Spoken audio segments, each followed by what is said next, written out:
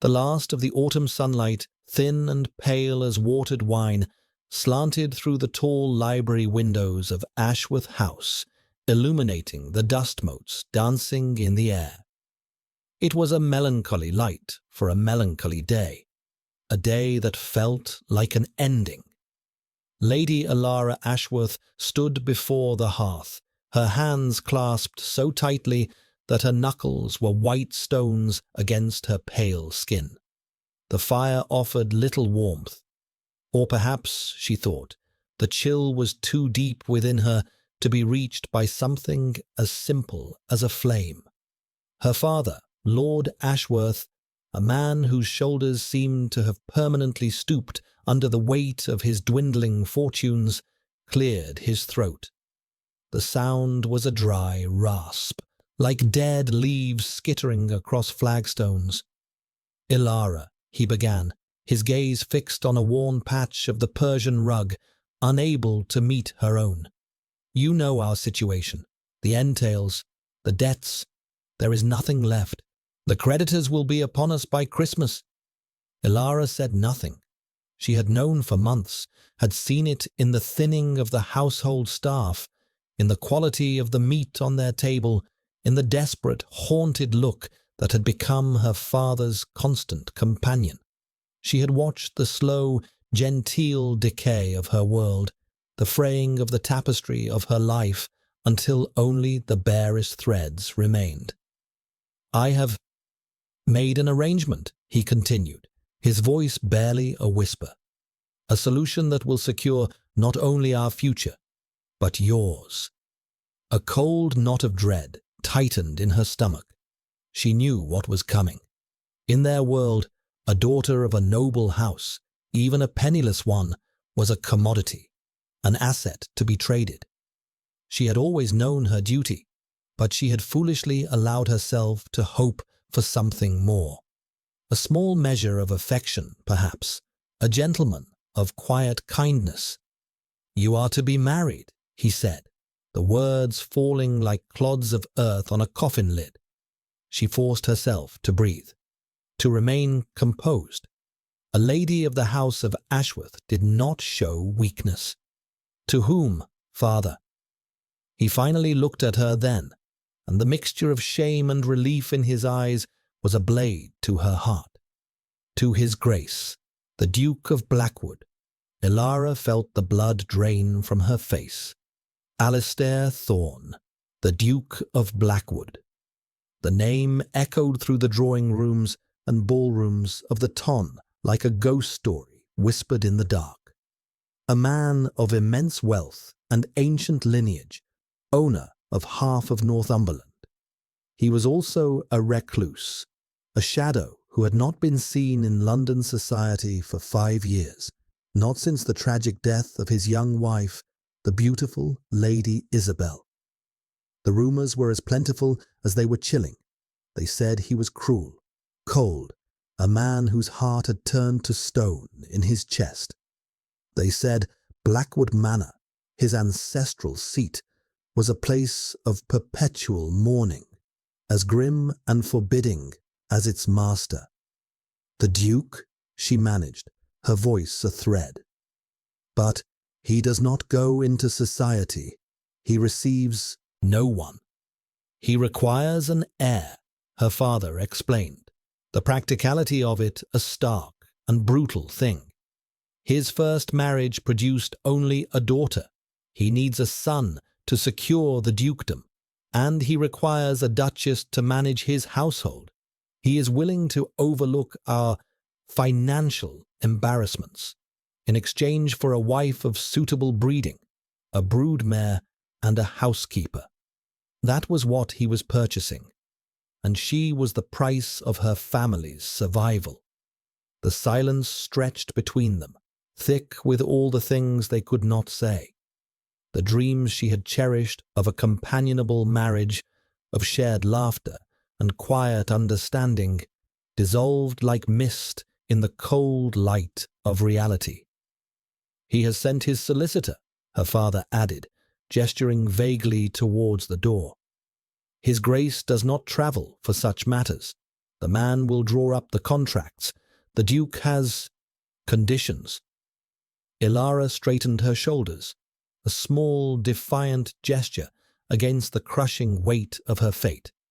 I understand my duty, father. The solicitor was a man named Mr. Finch, as dry and precise as the legal documents he carried in his leather satchel. He did not offer condolences or pleasantries. He was merely the instrument of the Duke's will.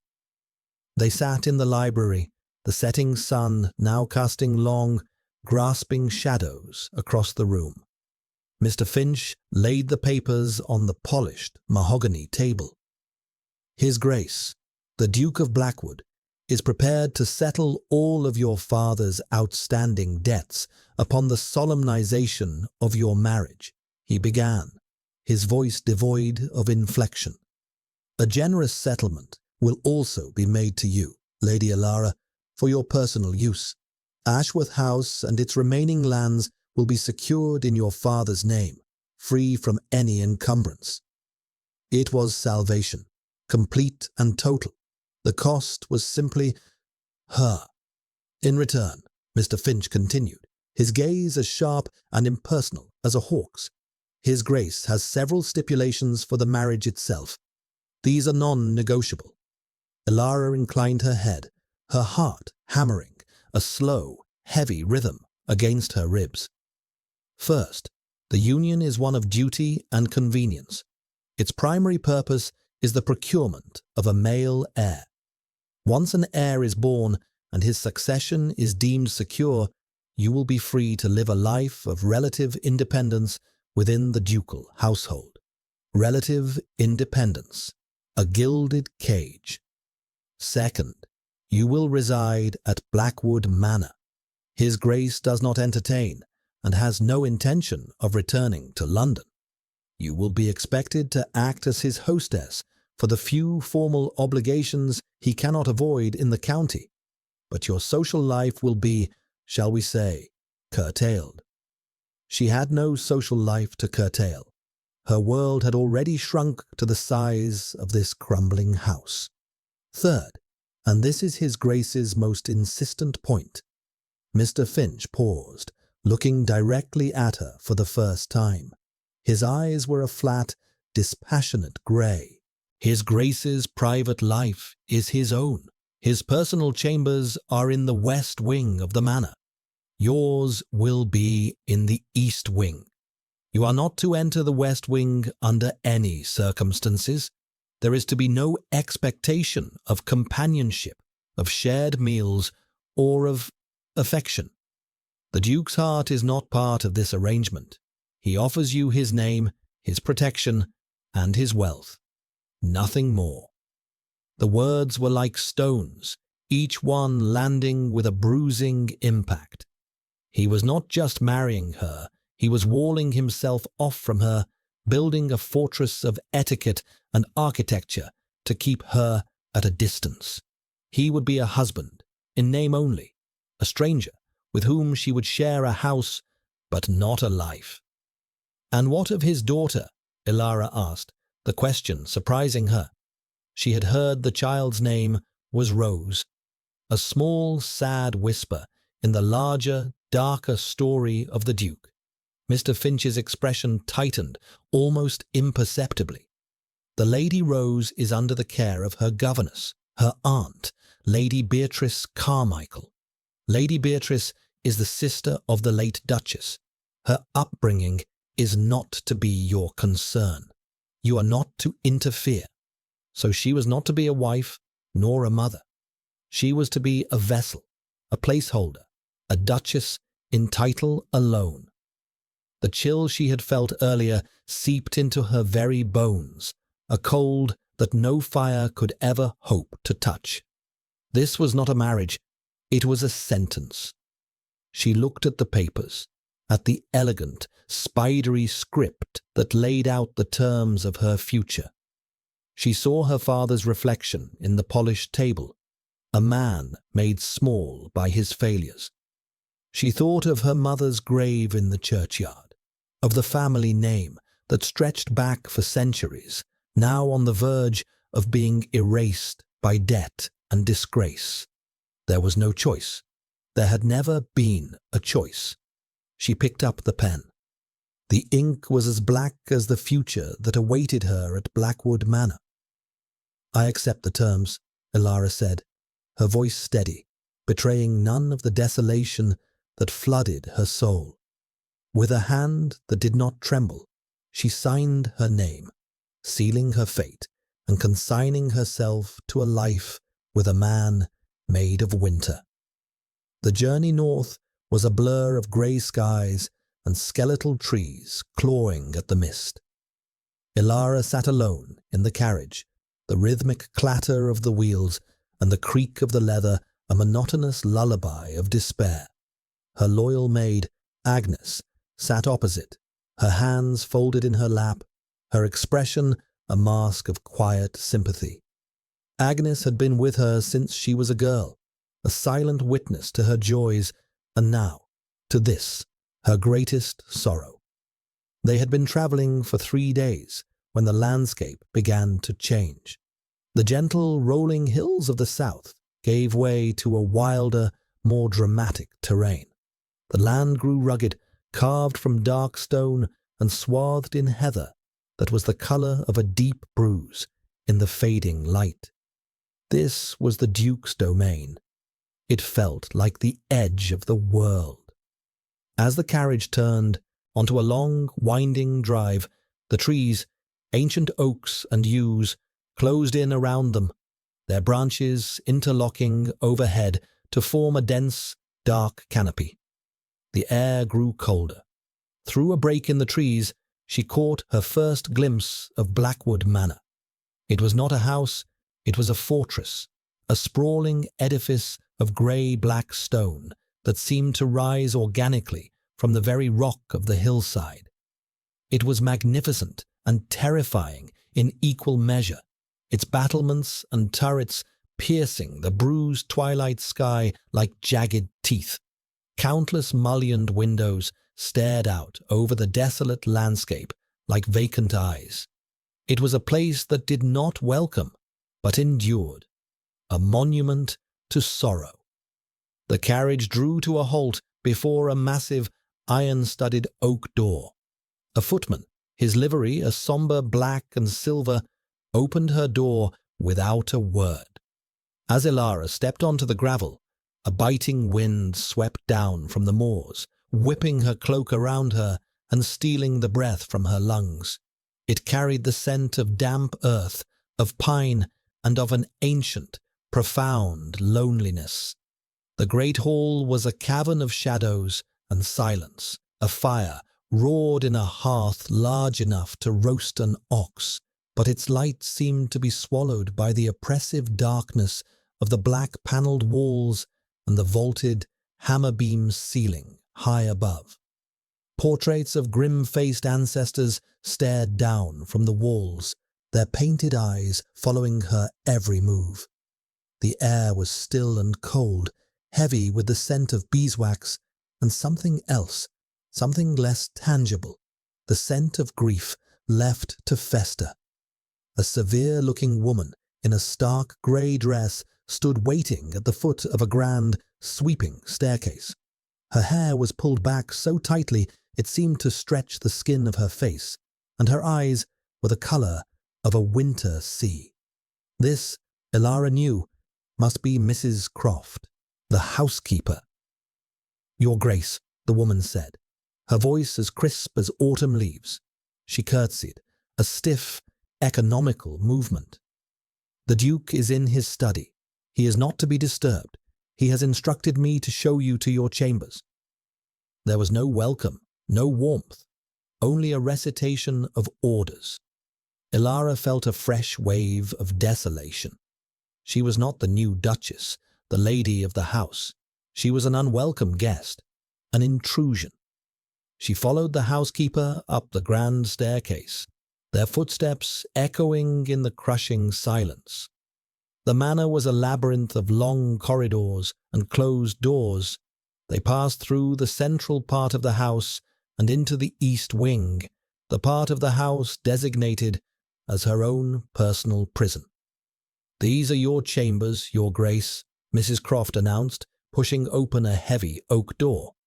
"The sitting room, the bedchamber, and a dressing room. Your maid will be quartered in the adjoining room." The rooms were opulent. The furniture was heavy, dark, and exquisitely carved. The fabrics were rich velvets and brocades in shades of deep crimson and forest green. A fire had been lit in the sitting-room hearth, casting flickering shadows on the walls. It was a luxurious cage, but a cage nonetheless. She noted the heavy tapestry that covered the wall, connecting to the central part of the house, a symbolic barrier as much as a physical one. "Dinner will be served in your private dining room at 8, the housekeeper stated, her tone leaving no room for argument. "The Duke dines alone." Of course he did. Ilara merely nodded, too weary and heartsick to speak. Mrs. Croft gave another stiff curtsy and departed, closing the door behind her with a soft, final click. Ilara stood in the center of the room, her travelling case still in her hand. Agnes moved quietly about, unpacking her mistress's few belongings, her presence a small, familiar comfort in this vast, alien place. "It's a grand place, my lady," Agnes said softly, her voice an attempt at cheerfulness that fell flat in the heavy air. "It is a tomb, Agnes," Ilara whispered, sinking into a velvet armchair by the fire. She looked around the room, at the impossibly high ceilings, the ornate plasterwork, the portraits of yet more stern-faced ancestors. It was a house built for a dynasty, for generations of life and laughter, but it felt utterly devoid of both. It was hollowed out, haunted by a loss it could not forget. And she was now part of its haunting. The new ghost of Blackwood Manor, confined to the east wing, waiting for a summons from its spectral lord. She had thought she was prepared for the coldness, for the distance, but the reality of it, the sheer, oppressive weight of the silence and the sorrow that permeated the very stones of this place was more than she had ever imagined. She pressed her fingers to her temples where a dull ache had begun to throb. This was her life now, a life of gilded isolation, of waiting, a life without hope, without warmth, without love, a life in the shadow of the Duke of Blackwood. Her first meeting with her husband since the wedding, a cold, perfunctory ceremony at a small village church with only her father, Mr. Finch, and a local vicar as witnesses, took place 2 days later. A footman had delivered a message on a silver tray. "His Grace will see you in the library at 3 o'clock. It was a summons, not an invitation. Ilara took great care with her appearance, choosing a simple but elegant gown of deep blue wool. It was a matter of pride, a small act of defiance. She would not appear cowed or broken.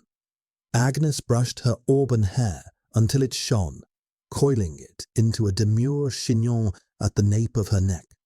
Looking at her reflection in the cheval glass, she saw a stranger, a pale, solemn woman with shadows in her eyes. The Duchess of Blackwood. The title felt like a costume she was wearing, ill-fitting and strange. The library was on the ground floor, a vast 2-story room lined from floor to ceiling with leather-bound books. A rolling ladder rested against one wall, and 2 large globe stands flanked a fireplace of carved marble. The air smelled of old paper, leather, and wood smoke. It was the most welcoming room she had yet seen in the manor, yet it still felt unused, a museum piece rather than a living space. He was standing with his back to her, staring out of one of the tall, arched windows that overlooked the bleak expanse of the moors. He was taller than she remembered, his shoulders broad beneath the impeccable cut of his black frock coat. He did not turn as she entered. "Your Grace," she said, her voice quiet but clear in the silent room. He turned slowly. Alistair Thorne was a man carved from the same hard, unforgiving stone as his home. His face was all sharp angles and stark planes, a strong jaw, a straight nose, a high forehead. His hair was as black as a raven's wing, and his eyes were a startling, piercing grey, the colour of a storm-tossed sea. They were intelligent, watchful, and utterly, devastatingly empty. There was no warmth in them, no emotion at all. It was like looking into a winter landscape. "Lady Alara," he said. His voice was a low, resonant baritone, but it held the same chill as his eyes. He did not use her new title. He did not call her his wife. "Please sit." He gestured to one of the leather armchairs by the fire. He remained standing, a deliberate act that established his authority, his distance. He was the Duke. She was his subordinate. "I trust your journey was, uneventful," he said, the words clipped and formal. "It was. Thank you." An awkward silence fell. He seemed to be studying her, his gaze analytical and dispassionate, as if he were assessing a piece of livestock he had recently acquired. Ilara forced herself to meet his gaze, to not look away. She would not be intimidated. "I wish to reiterate the terms of our agreement," he said at last, his voice dropping even lower, "so that there is no room for misunderstanding between us. I believe your solicitor was quite clear, Your Grace. Nevertheless—" He moved to stand before the fireplace, one hand resting on the marble mantelpiece. The firelight cast his face in harsh relief, deepening the shadows beneath his cheekbones. "This is a marriage of convenience. I require an heir. You require financial security for your family. That is the beginning and the end of our association. Your duties will be minimal. You will oversee the household accounts. Mrs. Croft will deliver the ledgers to you weekly, and you will act as my hostess on the rare occasions it is required. Beyond that, your time is your own." He paused, his gaze unwavering. "My life, my past, my grief, my daughter are not your concern. The West Wing remains my private domain. You will respect that boundary. Do I make myself clear?" "Perfectly," she said, her voice colder than she intended. The sheer arrogance of the man, the cold-blooded manner in which he laid out the rules of her imprisonment sparked a flicker of anger deep within her. He seemed to notice the shift in her tone. A flicker of something, surprise, irritation, crossed his features before being instantly suppressed. "Good. We understand one another then." He considered the matter closed. He was about to dismiss her. She could feel it. But there was one thing she had to know. "And the child?" she asked, her voice softer now. "Lady Rose." His face hardened, the brief flicker of expression vanishing completely, replaced by a mask of impenetrable stone. "Lady Rose is in the care of her aunt, Lady Beatrice. She has been her governess and companion since her mother's death. Lady Beatrice understands her needs. Her welfare is not part of your duties." The finality in his voice was absolute. He was building another wall, this one around his child, a child who had lost her mother, and now, it seemed, was being kept from her father by his grief, and from her new stepmother by his decree. "I see," she said quietly. He gave a curt nod, a clear dismissal. "That will be all." Ilara rose from her chair, her back straight, her head held high. She would not let him see how his cold pronouncements wounded her. She walked towards the door, the silence of the vast room pressing in on her. Just as her hand reached the brass handle, his voice stopped her. "One more thing." She turned. He was still by the fire, but he was looking at her with an intensity that made her breath catch. "Do not," he said, his voice low and dangerous, "attempt to replace my late wife. Do not emulate her. Do not speak of her. Her memory is mine alone. You are the Duchess of Blackwood now. That is a title, not a role you are meant to fill. Try to remember that." The cruelty of it was breathtaking. He had not just commanded her to be a stranger to him. He had forbidden her from even acknowledging the ghost that so clearly haunted every corner of this house and every chamber of his heart. Without another word, Ilara turned and left the library, pulling the heavy door closed behind her. In the empty corridor, she finally allowed herself to lean against the cold wood, her carefully constructed composure crumbling. She had been prepared for a loveless marriage. She had not been prepared for this deliberate, calculated cruelty.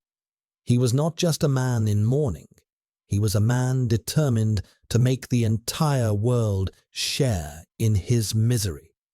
And she was now at the very center of that miserable world.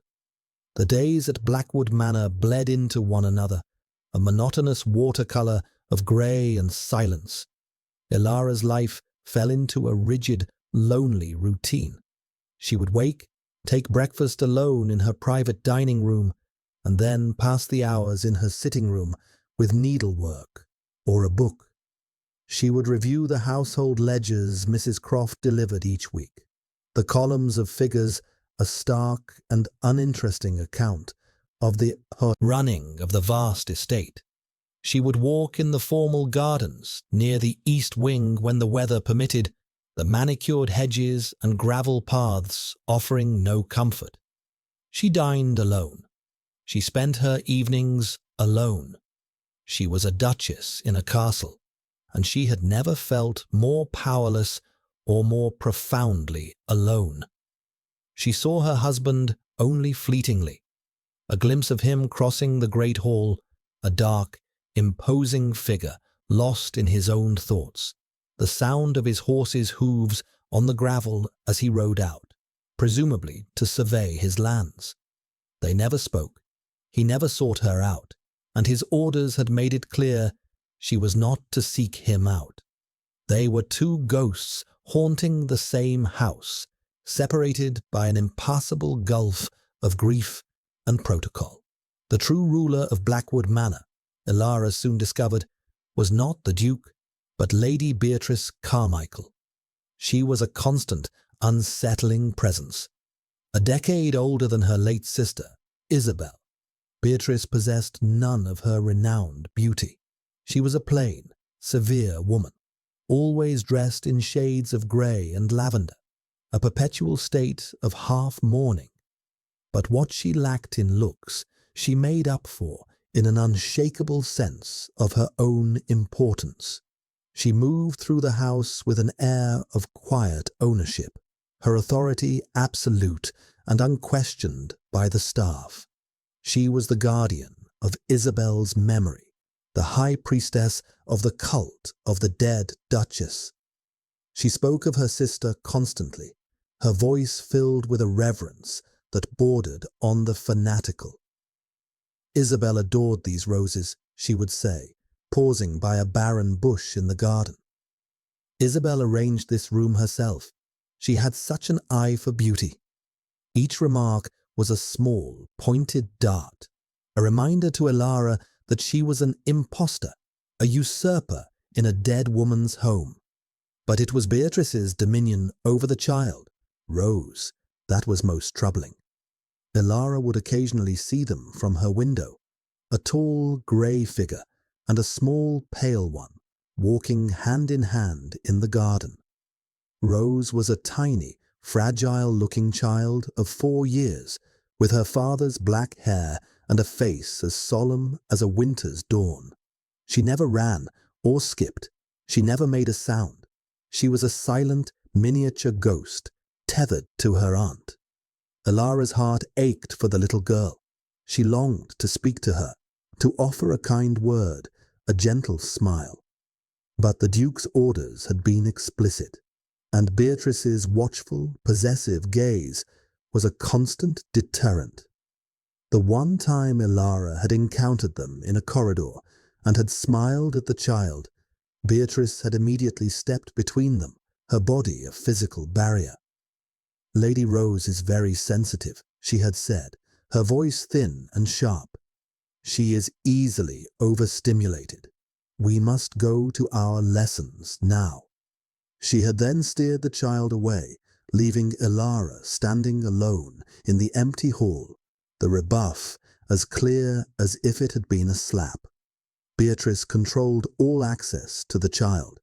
She was the gatekeeper, ensuring that Rose remained a part of the shrine to Isabel, untouched by the new Duchess. Ilara began to suspect that Beatrice's devotion to her sister's memory was intertwined with a fierce desire for power. As the sister of the late Duchess and the governess of the heir, she held a unique and powerful position in the household, one she clearly had no intention of relinquishing. Ilara was a threat to that position, and Beatrice's polite, passive hostility was her weapon of choice. One rainy afternoon, driven by a desperate need for a change of scenery, Ilara ventured further into the grounds than she ever had before. She followed a winding, overgrown path that led away from the formal gardens, towards the back of the estate. The path ended abruptly at a high stone wall, nearly invisible beneath a thick blanket of ancient ivy. Set into the wall was a heavy wooden door, bound with rusted iron straps and secured with a large, corroded lock. It was clearly a place that had been deliberately closed off, abandoned. Curiosity piqued, she ran her fingers over the damp, moss-covered stone. What was this place? Why was it locked away? Later that day, she found Agnes turning down her bed. "Agnes," she began, trying to sound casual. "I was walking on the grounds today, behind the yew hedge maze. I came across a high wall with a locked door. Do you know what it is?" Agnes's hands stilled on the bed covers. A shuttered look came over her usually open face. "That's the old garden, my lady. The walled garden. It seems forgotten." "It is," Agnes said, her voice low. She glanced towards the door, as if afraid of being overheard. "It's been locked for 5 years. No one is allowed inside, by the Duke's own order." 5 years. The length of time since Isabel's death. "Why?" Ilara pressed gently. Agnes hesitated, pleating the edge of the sheet between her fingers. They say it was the late Duchess's favorite place, her private sanctuary. She spent all her time there. After she passed, His Grace ordered it locked. He couldn't bear to look at it. He said it was to be left to ruin. A sanctuary left to ruin, just like his heart. The image was so powerful, so poignant, it took Ilara's breath away. She could picture it, a beautiful place, once filled with life and love, now abandoned to decay behind a locked door, a living tomb for a dead woman's memory. It was a perfect metaphor for the entire state of Blackwood Manor. A strange, unexpected resolve began to form within her. It was a foolish, reckless idea, a direct defiance of her husband's will and the oppressive grief that held his house in its thrall. But it was something, an action in a life that had become defined by passivity. She would find a way into that garden. She did not know why the impulse was so strong. Perhaps it was simple rebellion against the cold confines of her life. Perhaps it was a desire to understand the woman whose ghost she lived with. Or perhaps in some small, hopeful corner of her heart, she believed that if she could bring life back to that forgotten, grieving piece of earth, she might just be able to find a little for herself. The challenge was the key. It was not in any of the key boxes in the housekeeper's office. Elara checked discreetly while Mrs. Croft was occupied. It was not, she suspected, a key that was kept with the others. It would be with the Duke. To ask for it was impossible. It would be a violation of every rule he had set. For days, the locked door preyed on her mind. It became a symbol of everything that was forbidden to her. The Duke's past, his heart, a life beyond the cold, formal existence she was forced to lead. The desire to see what lay beyond it grew from a spark of curiosity into a burning obsession. The opportunity came unexpectedly. One morning, she saw the Duke riding out, accompanied by his estate manager. They were headed towards the far reaches of the property. She knew from the ledgers they were inspecting the tenant farms. He would be gone for the entire day. A bold, terrifying plan formed in her mind. She went to the stables, a part of the estate she had not yet visited. The head groom, a gnarled old man named Silas, touched his cap respectfully. "Good morning, Your Grace." "Good morning, Silas. I was hoping to find the blacksmith. There is a small gate in the east garden with a rusted hinge." It was a lie, but a plausible one. The blacksmith, a burly man with soot-stained hands, was happy to oblige. While he was fetching his tools, Elara's gaze fell upon a large, dusty ring of old iron keys hanging on a nail in the corner of the smithy. They were keys for outbuildings, gates, and sheds, collected over centuries. Her heart began to pound. "What are those?" she asked, her voice admirably steady. The blacksmith grunted. "Old keys, Your Grace. Don't know what half of 'em open anymore. Been there since my granddad's time." Under the guise of inspecting a loose floorboard, she managed to slip the heavy ring of keys from its hook and conceal it within the folds of her cloak. Her hands trembled. It was a brazen theft, a shocking breach of propriety, but the pull of the secret garden was stronger than her fear of being caught. She made her excuses to the blacksmith and hurried away, the weight of the keys against her hip, a heavy, thrilling secret. She went directly to the overgrown path, her heart hammering against her ribs with a mixture of terror and exhilaration. At the ivy-covered door, she took out the ring of keys. There were dozens of them, all shapes and sizes, coated in rust and grime. She began to try them, one by one. The first didn't fit. The second turned, but didn't catch. The third was too large. Her fingers grew numb with cold and clumsy with haste. She felt a rising panic. What if it wasn't here? What if she was caught? She was about to give up when she selected a long, slender key with an ornate, clover-shaped head. It slid into the lock with a smooth, satisfying click. For a moment, she held her breath. Then, slowly, she turned it. There was a loud, grating groan of rusted metal. The lock had yielded. With a deep breath, she pushed. The heavy door resisted, then scraped open over a carpet of moss and fallen leaves, revealing the secret world within. Elara stepped through the doorway and felt as though she had stepped into a forgotten fairy tale. It had once been a place of breathtaking beauty. She could see the ghost of it everywhere. A crumbling stone fountain, its basin choked with weeds, stood in the center. Intricate flagstone paths were almost completely obscured by encroaching grass.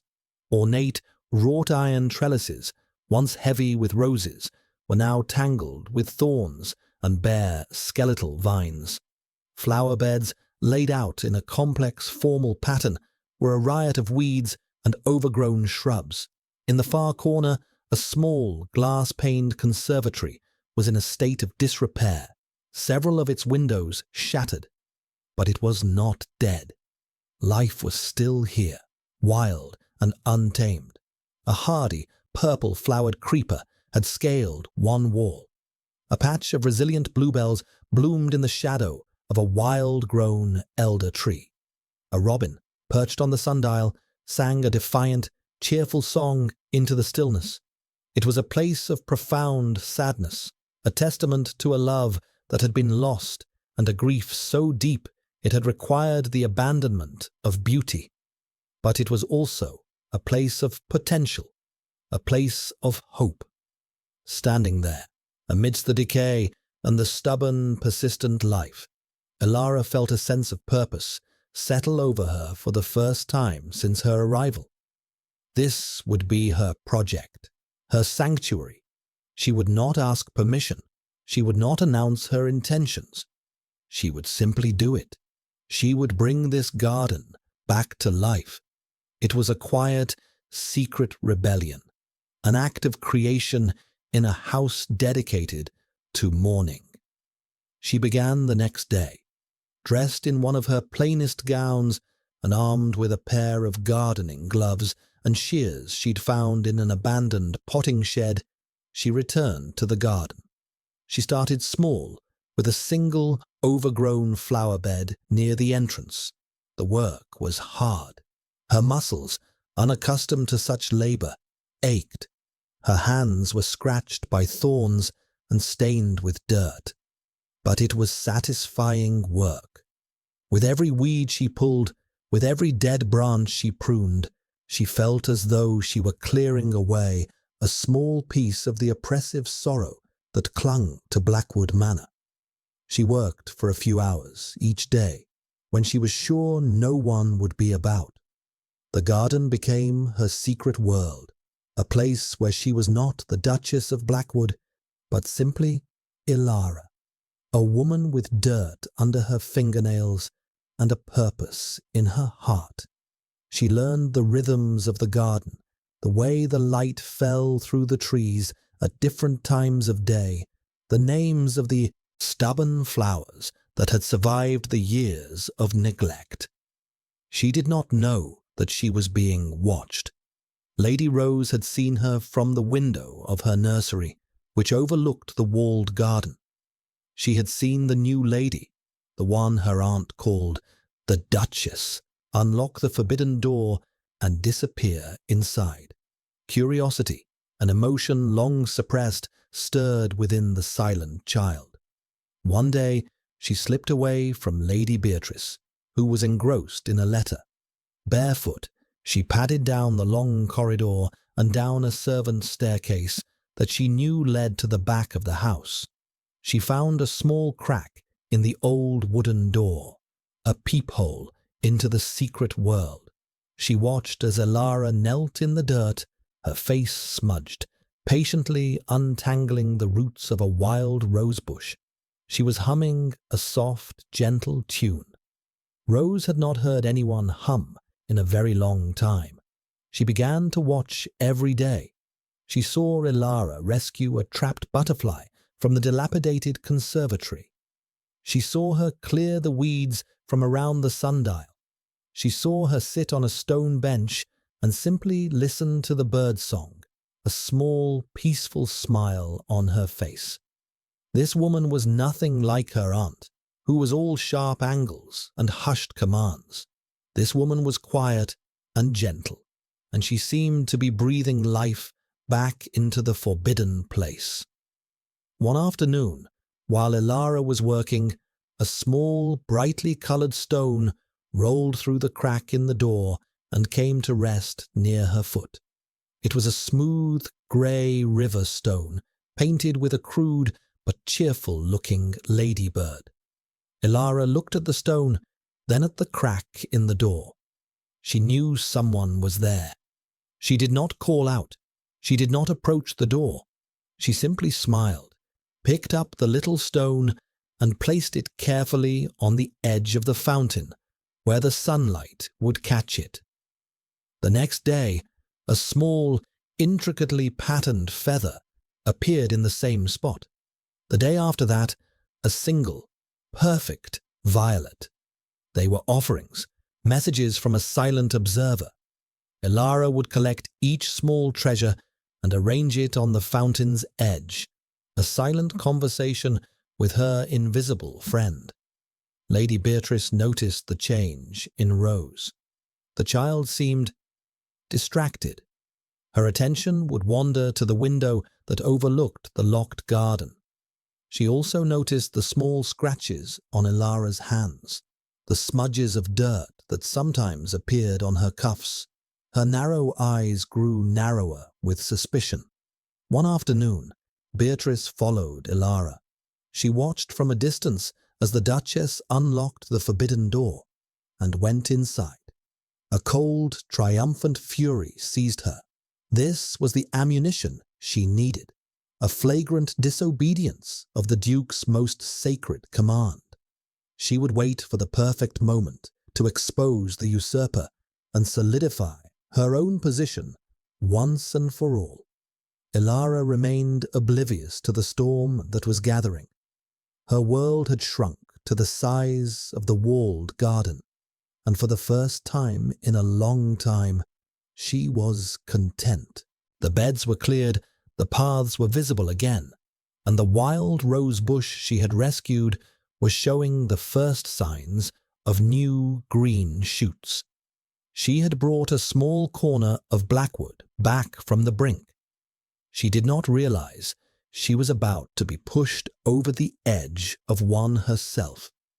The Duke was not an unobservant man.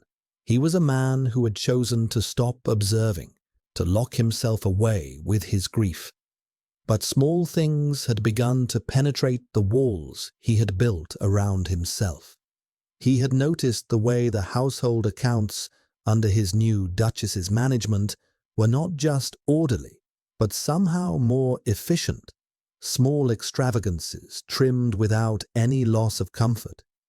He had heard from his estate manager that Lady Elara had requested several books on horticulture from the village bookseller, and, most significantly, he had seen, from his own window in the west wing, a flicker of movement in the abandoned garden. He had ignored it at first, a trick of the light, an animal, but he had seen it again, a flash of a deep blue dress. He knew that dress. He did not confront her. His instinct was to retreat, to reinforce the boundaries, but a sliver of something else, curiosity perhaps, or a reluctant admiration for her quiet defiance, stayed his hand. He found himself watching. He saw her kneeling in the dirt, her brow furrowed in concentration. He saw her patient, tireless work. He saw her transforming the place of his greatest pain, a place he had condemned to death, back into something living. And then he saw Rose. He saw his daughter, who had barely spoken a word in years, who flinched from his touch, creeping down to the garden door. He saw her leave a small offering. He saw Elara find it and treat it with a gentle reverence that made his throat tighten. He was watching the day Elara coaxed Rose into the garden. It had become their ritual. Elara would work and Rose would watch from the doorway. But on this day, Elara was attempting to train a climbing Rose onto a trellis that was just beyond her reach. She had a small stepladder, but it was unsteady. As she reached up, the ladder wobbled. She let out a small gasp as she fought for balance. Before she could fall, the garden door creaked fully open. Rose, her small face a mask of concern, ran to the base of the ladder and held it steady with all her might. Elara looked down, her eyes wide with surprise. "Oh," she breathed. "Thank you, Rose." The little girl just nodded, her hands gripping the wooden legs of the ladder. She did not speak, but she did not run away. From his window, Alistair watched, his heart a painful, unfamiliar knot in his chest. He saw Ilara carefully climb down. He saw her kneel so that she was at eye level with his daughter. She didn't touch the child, didn't crowd her. She simply smiled, a genuine, warm smile that seemed to light up her entire face. "That was very brave and very kind of you," Ilara said softly. "Look what I was trying to reach." She pointed to a single, perfect white bud on the highest branch of the rosebush. "It's the first one. I think it will be beautiful." Rose looked up at the bud, then back at Ilara. And then she spoke. Her voice was a tiny, rusty whisper. "Mamas," she said. The single word hung in the air. Alistair felt it like a physical blow. He saw Ilara's expression soften with a compassion so profound it was almost painful to witness. "Yes," Ilara said, her voice gentle. "I think this was your mama's favorite rose."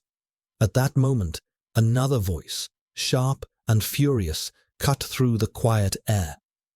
"Rose, what are you doing? Get away from her at once." Lady Beatrice stood at the garden door, her face a thunder cloud of rage. She marched into the garden, her grey skirts sweeping over the newly cleared path. She grabbed Rose's arm, pulling the child away from Ilara. "How dare you?" Beatrice hissed, her eyes blazing at Ilara. "How dare you trespass here?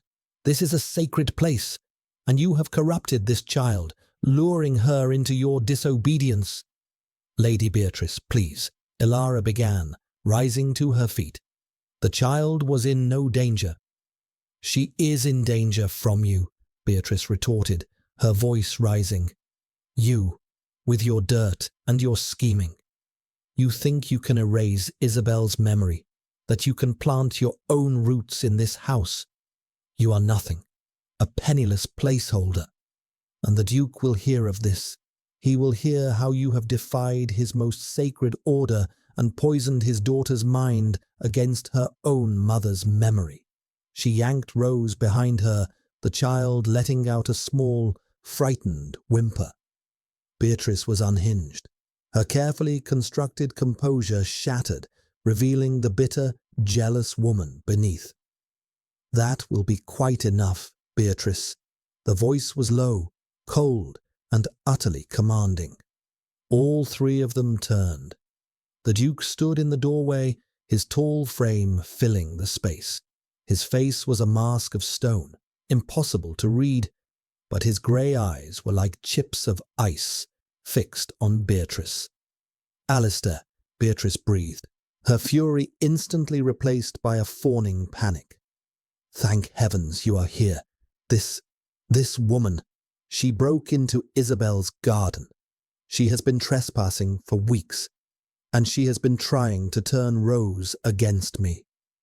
Alistair's gaze shifted from Beatrice to Ilara, who stood pale but resolute, her hands clasped before her.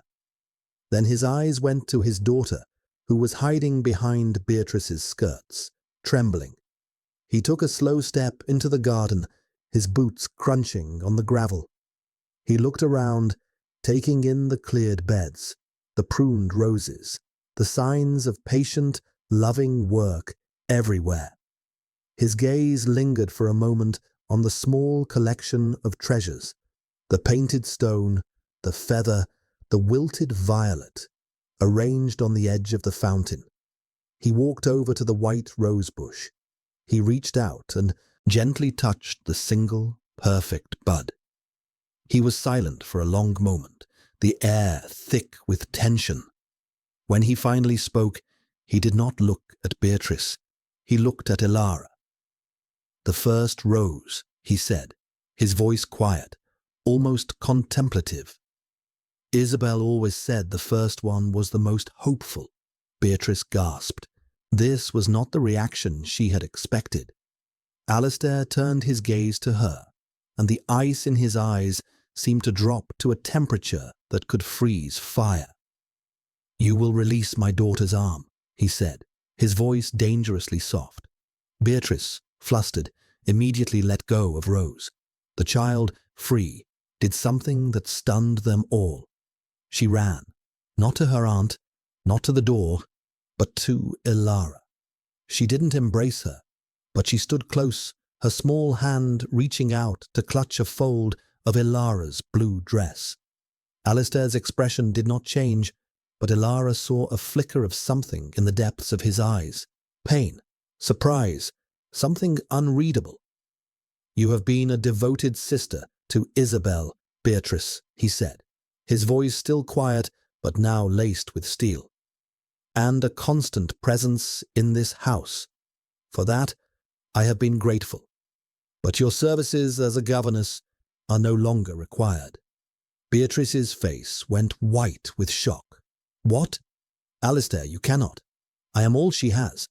I am the only one who truly understands her, who can protect Isabel's memory for her." "You are protecting nothing," Alistair said, his voice cutting like a shard of glass. "You are embalming a memory.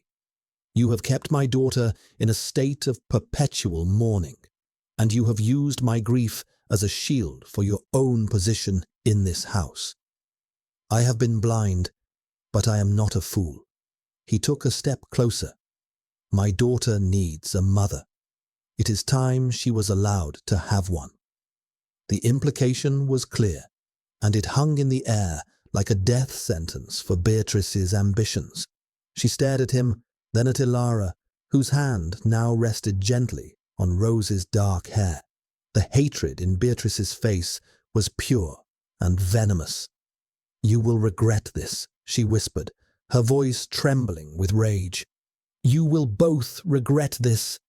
She turned on her heel and stormed out of the garden, a whirlwind of grey fury. Silence descended once more, broken only by the chirping of the robin on the sundial. Ilara stood, her heart pounding, her hand protectively on Rose's head.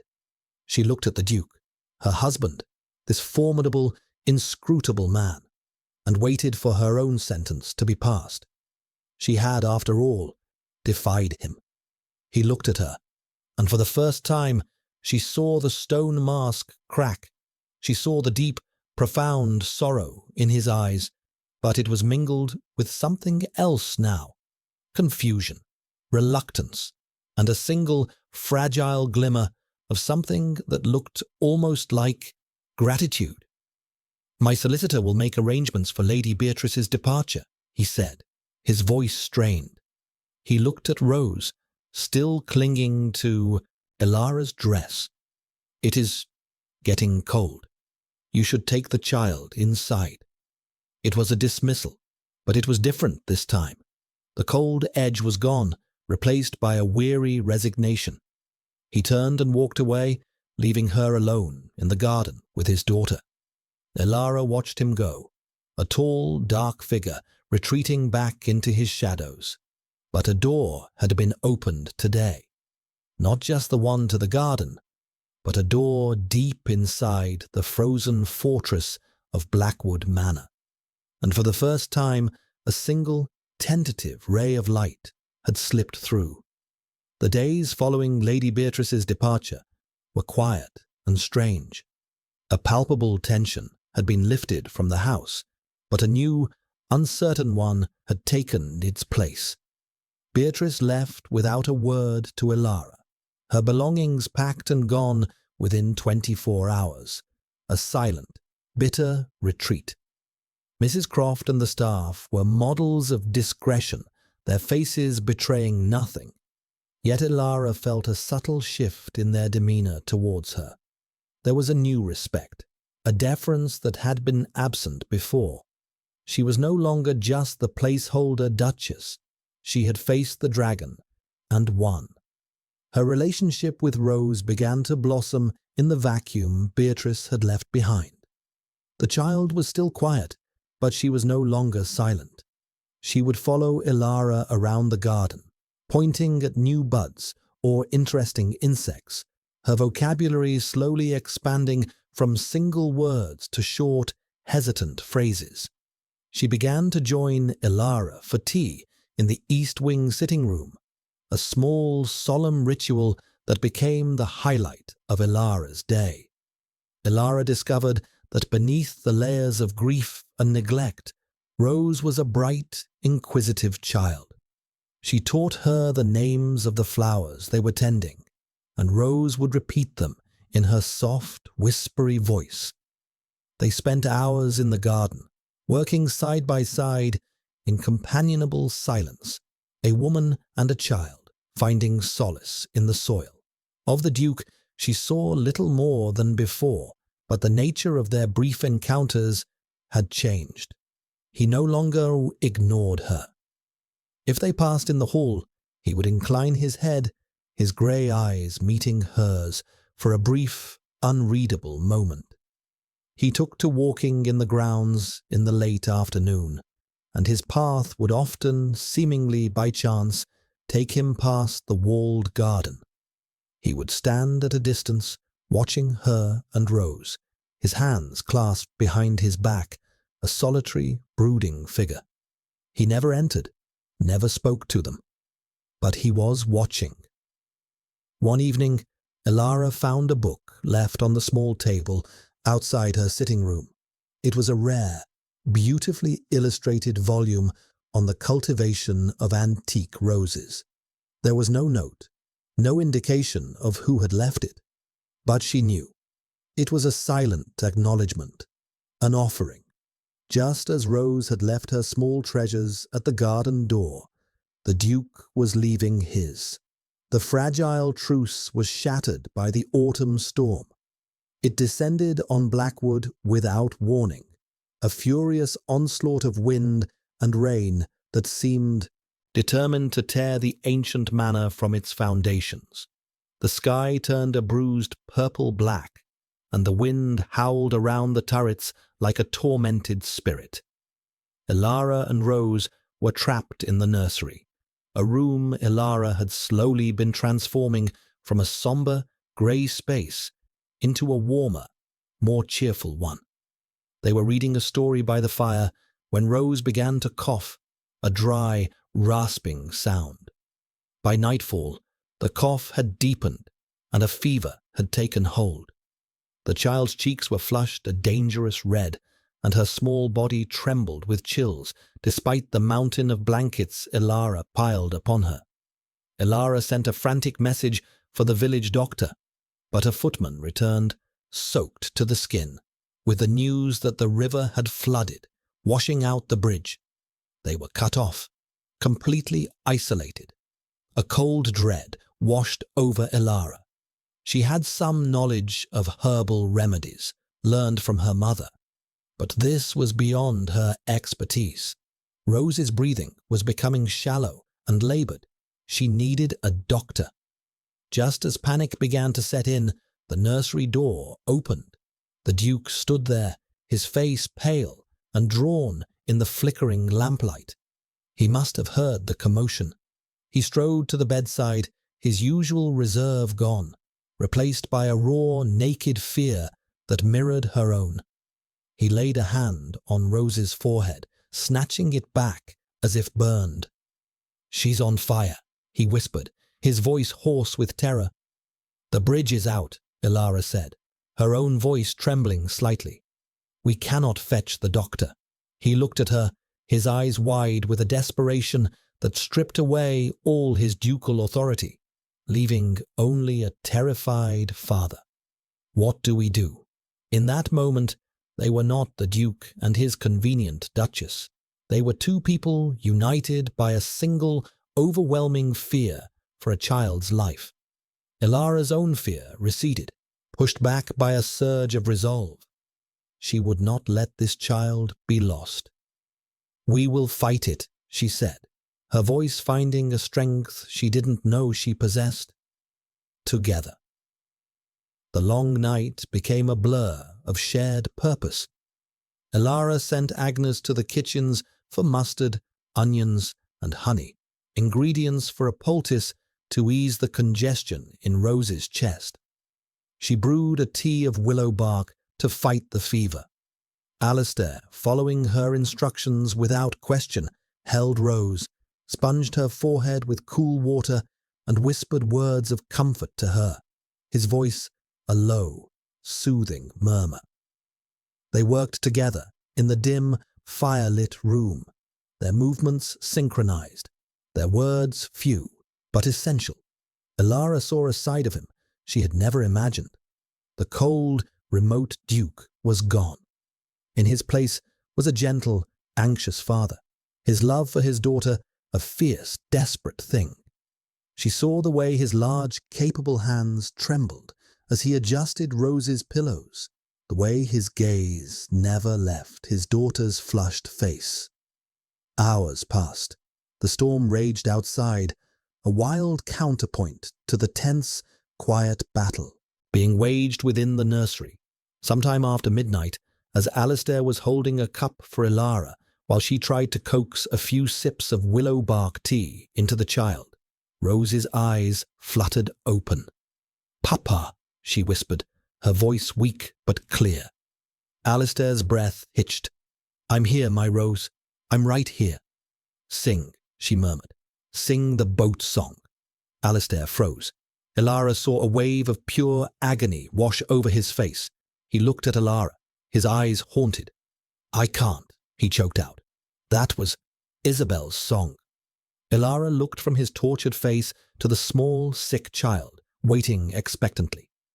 "She needs to hear it," Elara said softly, her voice firm but gentle. "She needs her father."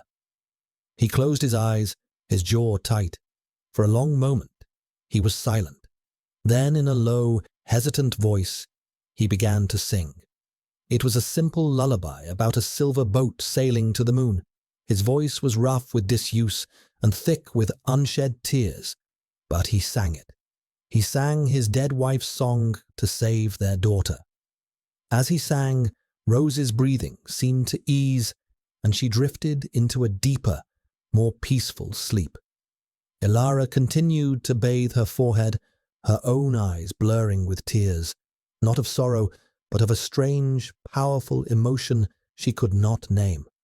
She was witnessing something profound, something sacred, a man confronting his own ghosts for the love of his child. Towards dawn, the fever broke. The change was palpable. The fierce, dry heat radiating from Rose's body subsided, replaced by a damp coolness. Her breathing deepened, becoming regular and even. She was sleeping, truly sleeping, for the first time all night. Alistair slumped in his chair, the tension draining out of him, leaving him looking utterly spent. He ran a hand over his face, his shoulders trembling with relief. "She will be all right," Elara whispered, her voice thick with exhaustion and emotion. He looked at her, his grey eyes shining with an emotion she had never seen in them before. It was not just gratitude, it was something deeper, more vulnerable. It was awe. "You saved her," he said, his voice raw. "We saved her," she corrected softly. He shook his head. "No, I was paralyzed. I would have lost her. Just as I lost—" He couldn't finish the sentence. He didn't need to. They sat in silence for a long time, watching the child sleep as the storm outside finally exhausted itself and the first pale light of dawn crept through the nursery window. The crisis had passed, but something had irrevocably shifted between them in the crucible of that long, dark night. The walls had not just been breached, they had been washed away by a flood of shared fear and ultimate relief. They had been forced into an alliance, and in doing so had found a fragile, unexpected intimacy in the quiet hours before the dawn. In the week that followed Rose's recovery, a tentative peace settled over Blackwood Manor. It was a peace born of exhaustion and relief, a quiet space in which the echoes of the storm, both outside and within, could finally begin to fade. Rose recovered quickly, her childish resilience a source of constant wonder. The ordeal seemed to have washed away the last vestiges of her silent withdrawal, leaving behind a brighter, more confident little girl who chatted happily to Elara, and, to Elara's great joy, sought out her father's company. Alistair was a changed man. The change was not dramatic or sudden, but a subtle erosion of his defences. He began to join Elara and Rose for tea in the afternoons. He would sit in a wing-back chair by the fire, saying little, but his presence was a quiet admission that the strict segregation of their lives was over. He watched Elara interact with his daughter, a look of quiet contemplation on his face. He was observing her, Elara knew, but the assessment was no longer cold and clinical. It was searching, questioning, as if he were trying to solve a puzzle he had long since given up on. He had not spoken of the night of the storm, nor of his dead wife. A fragile barrier of politeness had been erected between them again, but it was different now. It was a barrier of caution, not of command.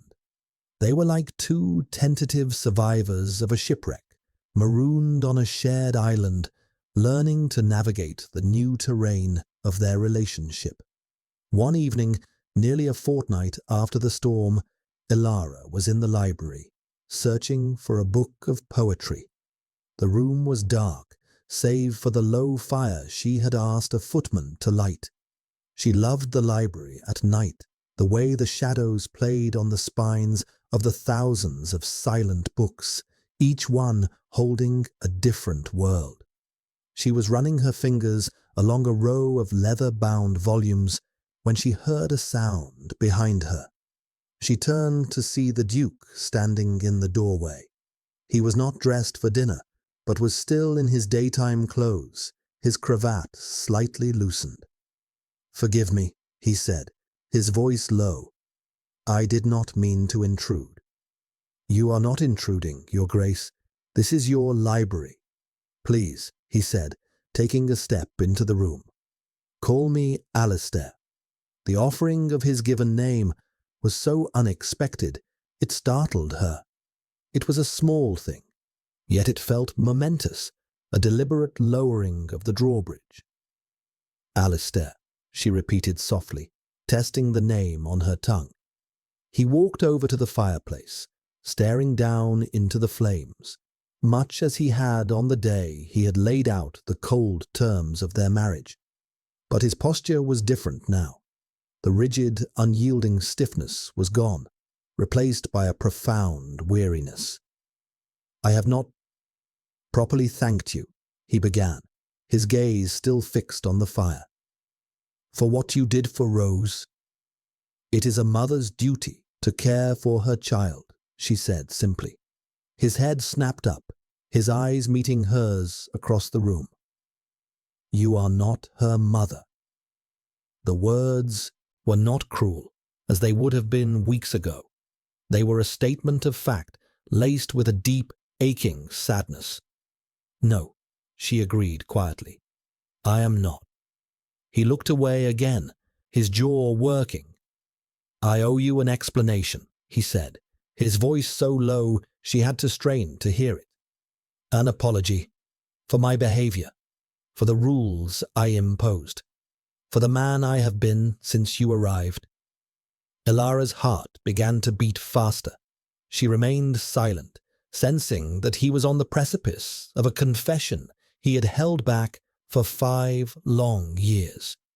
"You believe my wife, Isabel, died in a tragic accident," he said, the words sounding rehearsed, as if he had said them to himself 1,000 times. "A fall from her horse. That is the story I allowed the world to believe. It is a kinder story than the truth." He finally turned from the fire to face her, and the raw, naked pain in his eyes was like a physical blow. The mask was gone. All the walls were down. She was looking at the real man, a man shattered by a grief she could not possibly comprehend. "She did not fall from her horse, Elara," he said, his voice breaking on her name. Isabel. She took her own life. The confession hung in the silent, firelit room. Ilara felt a wave of shock so profound it made her dizzy. She gripped the edge of a bookshelf to steady herself. Suicide. The ultimate act of despair. A word never whispered in polite society. A shame to be buried deep. She had a sadness in her, he went on, his voice a ragged whisper. A melancholy that came and went like the tide. I did not understand it. I was young, arrogant. I thought I could fix it. I thought my love would be enough to conquer it. I would buy her jewels, take her on trips. I tried to fill her life with light, not realizing the darkness was inside her. He began to pace before the hearth, his movements agitated, his hands clenching and unclenching at his sides. She loved the walled garden. It was her creation, her sanctuary. She would spend hours there. I thought it was her place of peace. I never imagined it would be the place she chose to die. He stopped, his back to her, his shoulders shaking. I found her in the conservatory. The morning was so beautiful. The sun was shining. The birds were singing. And she was just gone. She left a note. It said she was sorry, that the darkness had finally won, and that she loved me. Ilara felt tears welling in her own eyes, for this broken man, and for the woman she had never known, a woman who had been so lost in her own private night. I blamed myself, he continued, his voice thick with self-loathing. If I had understood, if I had listened more closely, if I had been a better husband, I could have saved her. My failure cost her her life. That is not a burden you should carry alone, Ilara whispered, finding her voice. He turned to her, his face a mask of anguish. After she was gone, I couldn't bear it. I couldn't bear the pity in people's eyes. I couldn't bear the sight of that garden, of anything that reminded me of her, of my failure. So I locked it all away. The garden, my heart. I thought if I could contain the grief, I could survive it. I ordered the door locked, and I forbade anyone from speaking her name. Now it all made sense. The coldness, the rigid rules, the separate wings, the fear in his eyes when Rose had asked for the lullaby. It wasn't cruelty. It was a desperate, misguided attempt at self-preservation. And Beatrice, he said, his voice filled with a new bitterness. Beatrice helped me. She built a shrine to a sainted, perfect Isabel, the tragic, beautiful Duchess. It was a lie, a beautiful, convenient lie that covered up the messy, unbearable truth. She encouraged my retreat from the world, my neglect of Rose. She convinced me it was the only way to protect the child from the truth, to honor Isabel's memory. But she was just cementing her own power, using my guilt to control my life and my daughter. He finally fell silent, the terrible confession over. He looked utterly depleted, as if the telling of it had drained the very life from him. He had carried this impossible burden alone for 5 years. Ilara did not offer him platitudes. She did not tell him it wasn't his fault. He would not have believed her. Instead, she crossed the room and stood before him. She did not touch him. She just looked at him, her eyes filled with a compassion and understanding that went beyond words. Grief is not a sickness you can lock away in a room, Alistair, she said softly. It is a guest that must be lived with. If you shut it away, it does not die. It poisons the entire house.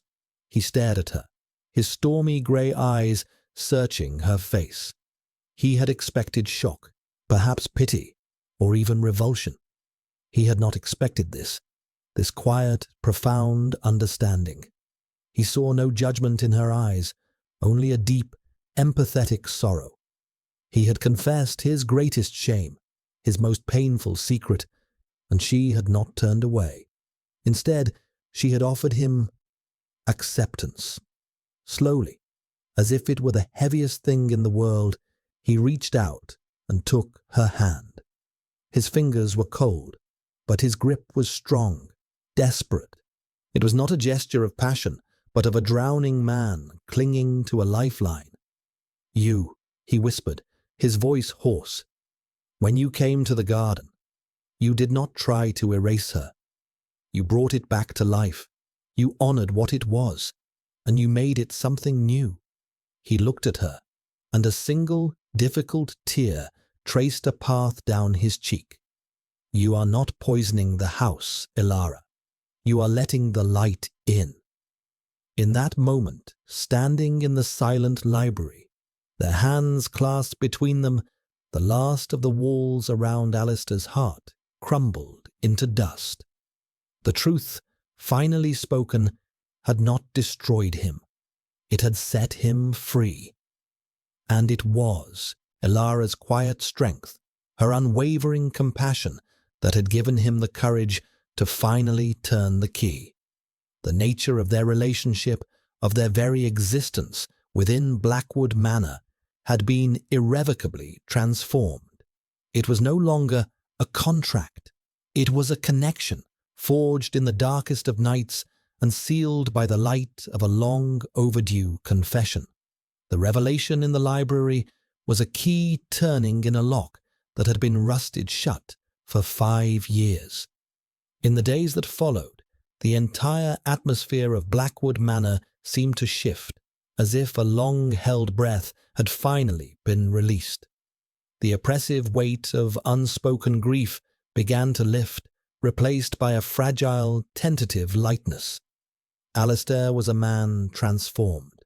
The change was not in his essential nature. He was still a serious, contemplative man. But the bleak, impenetrable wall of his sorrow had been dismantled, brick by painful brick. He began to emerge from the shadows of the West Wing. He started joining Elara and Rose for breakfast, the three of them sitting together in the sun-drenched morning room. The first time he did so, Mrs. Croft had nearly dropped the silver coffee pot in shock. He started to talk, not about the past, not yet, but about the present and the future. He asked Elara about her progress in the garden, listening with genuine interest as she described her plans for the spring planting. He began to read stories to Rose in the evenings, his deep baritone filling the nursery with tales of knights and dragons. He was a father, learning to be a father again, a man learning to live in his own home. The most significant change was how he was with Elara.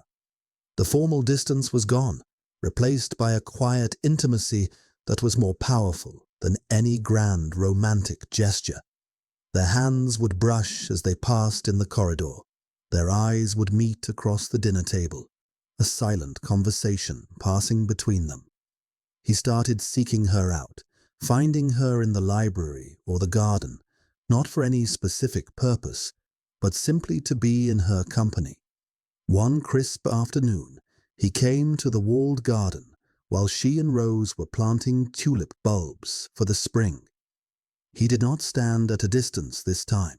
He walked through the gate and came to kneel in the dirt beside them.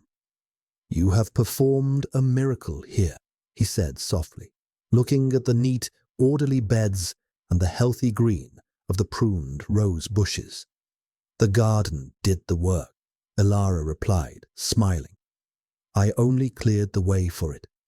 He picked up a handful of dark, rich earth, letting it run through his fingers. "For 5 years, I thought of this place as a grave, a monument to my failure. You have shown me it is a place of rebirth." He looked at her, his grey eyes clear and direct. "You have shown me that." Rose, seeing her father, patted the ground beside her. "Papa, "Dig," she commanded, holding out a small trowel. A slow smile spread across Alistair's face.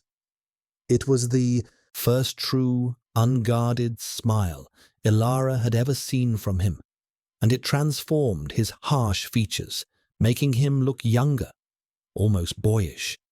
He took the trowel from his daughter and began to dig in the earth, the three of them working together under the pale autumn sun. It was a simple, domestic scene, yet it felt profound. A family planting seeds of hope for a future they were finally ready to build together. A few nights later, there was a knock on the door of her bedchamber. It was long after the household had gone to bed. Ilara, who had been reading by the fire, felt her heart give a sudden lurch. She opened the door to find Alistair standing there. He was holding a single white rose, freshly cut from the bush in the walled garden. "I know our arrangement," he began, his voice low and hesitant. "I know the terms I set. They were the words of a man half dead with grief, a coward hiding from life." He took a step closer, his gaze intense. "I am not that man anymore, Ilara. You have woken me up." He held out the rose to her. "This marriage began as a duty, a cold, practical contract. I do not want that anymore. I don't want a duchess in the East Wing and a life of lonely solitude in the West. I want a wife. I want you." The air crackled with a sudden, palpable tension. This was not about duty. This was not about an heir. This was something else entirely, something real and fragile and terrifyingly new. She took the rose from him, her fingers brushing against his. The contact was electric, a spark of warmth in the quiet night. "Alistair," she whispered, unsure of what to say, what he was asking. "I have spent 5 years honoring the dead," he said, his voice raw with emotion. "You have taught me how to live again, how to feel again. I feel more with you, standing here, than I have felt in all those empty years." He reached out, not to take her hand, but to gently touch her cheek, his thumb stroking her skin. The touch was reverent, questioning. "I will not force myself upon you. I will not demand anything of you that is not freely given, but I cannot go back to the way things were. I cannot sleep in my empty bed, in my empty wing of this house, knowing that you are just a corridor away."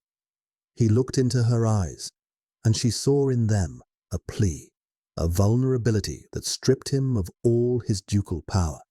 He was just a man, asking for a chance, and in her heart, Ilara knew that her own feelings had undergone a profound transformation. What had begun as pity and compassion had deepened into respect, admiration, and something more, something that felt dangerously like love. She had fallen in love with this sad, broken man who was slowly, painstakingly putting himself back together. She did not need to speak. The answer was in her eyes. She stepped back, opening the door to her room wider, a silent invitation. He followed her inside, closing the door softly behind him. The room was lit only by the warm, flickering glow of the fire. He came to her and took her face in his hands, his gaze searching hers. "Are you sure?" he whispered. She nodded, her heart pounding in her chest. He lowered his head and kissed her. It was not a kiss of frantic passion, but of deep, aching tenderness. It was a kiss of gratitude, of homecoming. It spoke of long, lonely nights and the promise of a shared dawn. It was a kiss that sealed the end of one life and the beginning of another. She wrapped her arms around his neck, kissing him back with all the pent-up loneliness and burgeoning hope in her soul. All the barriers were gone. There was no East Wing or West Wing. There was only here, now, in the warm firelight, two people who had been brought together by contract and duty, who were now choosing each other, freely and completely. This was not the consummation of a marriage of convenience. It was the true beginning of their marriage. The weeks that followed were a revelation. It was as if Blackwood Manor had woken from a long, enchanted slumber. Laughter, a sound that had not been heard in its halls for 5 years, became a frequent guest. Rose's happy chatter echoed in the corridors, and the Duke's deeper laugh would sometimes join hers. The staff, who had moved about like shadows, seemed to walk a little lighter, their faces more open and relaxed. The house was breathing again. Elara and Alistair were inseparable. They were discovering each other, learning the small details that make up a life. She learned that he had a dry, surprising wit that emerged when he was comfortable. He learned that she had a fierce love for history and could lose herself for hours in the dusty archives of the Blackwood estate. They rode out together across the moors, the wild, wind-swept landscape no longer seeming bleak and forbidding, but beautiful and alive. They were not just husband and wife, they were becoming friends, confidants, partners. The physical intimacy that had begun with a single, tentative kiss deepened into a profound and passionate connection. To Elara, who had expected a life of cold duty, it was a source of constant, joyful surprise. To be touched with such tenderness, to be looked at with such open adoration, was a gift she had never dared to dream of. For Alistair, it was a reawakening, a rediscovery of a part of himself he had thought long dead and buried. Their love story unfolded not in grand declarations, but in 1,000 small, quiet moments. The way he would bring her a cup of tea just as she was starting to feel a chill. The way she would leave a book open on his desk to a passage she knew he would enjoy. The way they would sit together in the evenings before the library fire, reading in comfortable silence, their shoulders just touching, a universe of contentment passing between them. The walled garden became their shared sanctuary. As winter deepened, they planned the spring planting together, poring over catalogues of seeds and drawing up designs in the evenings. The garden was no longer a memorial to the past, but a blueprint for their future. One evening, as the first snowflakes of the season began to drift past the library window, Alistair put down his book and turned to her. He took her hand, his thumb tracing patterns over her knuckles. "Elara," he began, his voice serious, "there is something I must ask you." Her heart gave a little flutter. "What is it?" "When I married you, I was a ghost, a man hiding from his own life. I offered you a contract, not a marriage. I gave you my name, but I withheld my heart." He paused, his grey eyes searching hers, filled with an emotion so deep it made her breath catch. "You have given me back my life. You have given me back my daughter. You have filled this house with light. The contract is fulfilled. The terms are met. We are husband and wife in the eyes of the law." He lifted her hand to his lips, kissing her fingers gently. "But that is not enough for me. I want more than a legal bond. I want a true union, one of the heart and soul." He slid from his chair to kneel before her, his grip on her hand tightening. Elara's eyes widened in shock. The Duke of Blackwood, on his knees. "This marriage began as a duty," he said, his voice thick with emotion. "But it has become my salvation. Elara, Duchess of Blackwood, my dearest, best love, I am asking you to marry me again, not as a matter of convenience, but as a matter of the heart. I am asking you to choose me, not the Duke, not the master of this estate, but me, Alistair. a man who loves you more than words can say. Will you choose me? Will you be my wife, in truth, for all of our days?" Tears streamed down Ilara's face, tears of pure, unadulterated joy. This proud, reserved man was laying his heart bare at her feet. He was offering her the one thing she had never thought to have, a choice. "Oh, Alistair," she whispered, her voice choked with happy tears. She reached out, cupping his face in her hands. "I already have." She leaned down and kissed him, a kiss that sealed a new vow, a promise made not before a vicar, but before a crackling fire, a promise of a love that had been born in the darkest of shadows and had blossomed into the most brilliant light. "I love you," she said against his lips. "I choose you, yesterday, today, and for all of our tomorrows." He rose and pulled her into his arms, holding her so tightly she could feel the frantic, happy beat of his heart against her own. Outside, the snow fell, blanketing the dark Northumberland landscape in a layer of pure, pristine white. It was a world made new, a fitting reflection of the new world they had built together within the ancient stone walls of Blackwood Manor. The ghosts had been laid to rest, not by forgetting them, but by choosing to live and to love in the light. 2 years later, the walled garden was in its full glory. It was a riot of color and life, a testament to love, patience, and the healing power of time. Roses of every shade, crimson, pink, yellow, and a brilliant, hopeful white, climbed the trellises, their scent hanging heavy and sweet in the warm summer air. Bees droned lazily amongst lavender and foxgloves, and the fountain, now repaired, splashed a merry, soothing tune in the center of the garden. Ilara sat on a stone bench, her lap full of flowers she had been gathering for the house. A gentle breeze stirred the leaves of the trees overhead, and the sun was warm on her face. She was no longer the pale, solemn woman who had arrived at Blackwood Manor.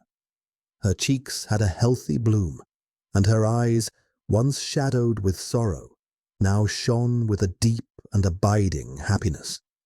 A small, dark-haired girl of 6, her face smudged with dirt, ran up to her, holding out a fistful of slightly crushed daisies. "For the baby, Mama," Rose said, her voice bright and clear. Ilara smiled, taking the flowers. "They're beautiful, darling. Thank you." She rested a hand on her own gently rounded stomach, where their second child was growing. The ducal line was secure, but that was no longer the point. Their family was growing out of love, not duty. A shadow fell over her, and she looked up to see Alistair standing there, smiling down at her. The harsh lines of his face had been softened by happiness. The bleak winter was gone from his eyes, replaced by the warm, steady light of contentment. He sat down beside her, draping an arm around her shoulders. Rose immediately scrambled into his lap, babbling about a caterpillar she had found. He listened, his attention completely focused on his daughter, ruffling her hair and laughing at her story. Watching them, Ilara's heart swelled with a love so powerful it felt as though it might burst. This was the life she had never dared to hope for. A life of simple, profound joy.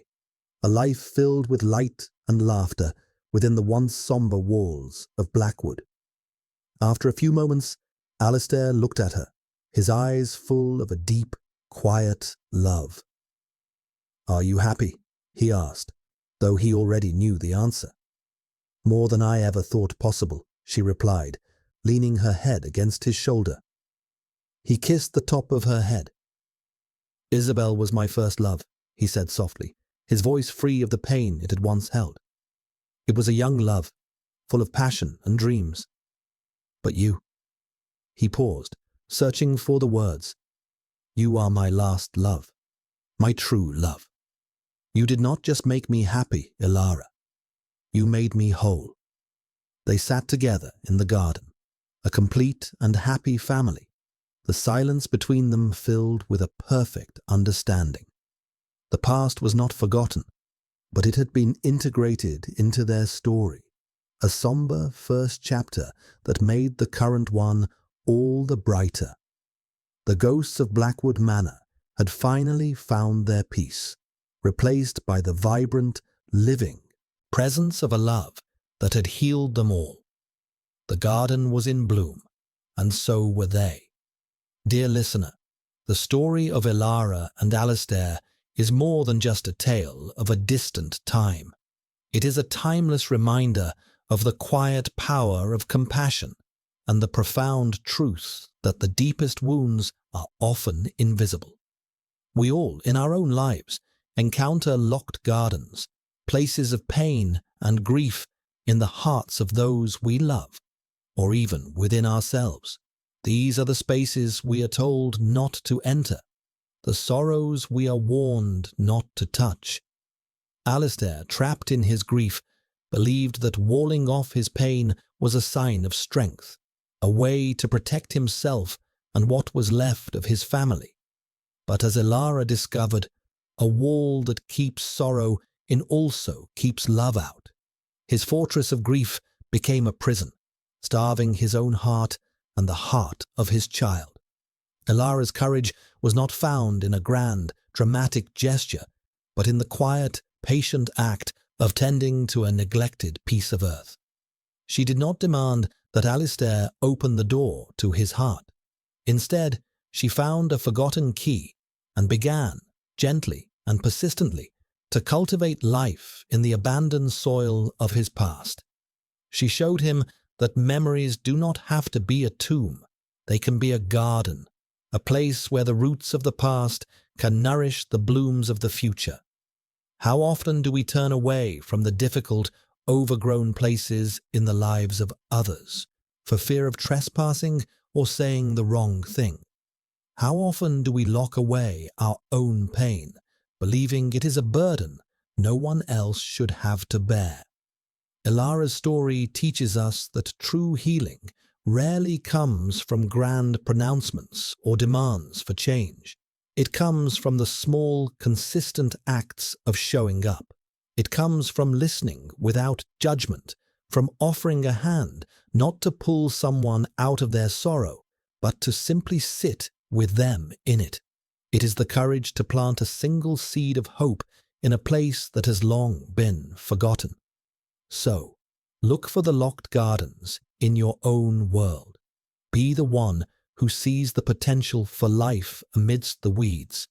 Be the one who understands that bringing things back to life is not about erasing what came before, but about honoring it, nurturing it, and allowing something new and beautiful to grow alongside it.